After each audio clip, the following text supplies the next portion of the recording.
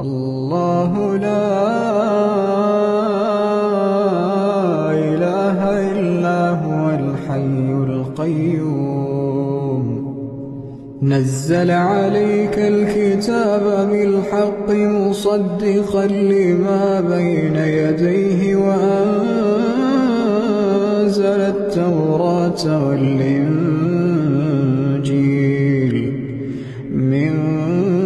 قبل هدى للناس وأنزل الفرقان إن الذين كفروا بآيات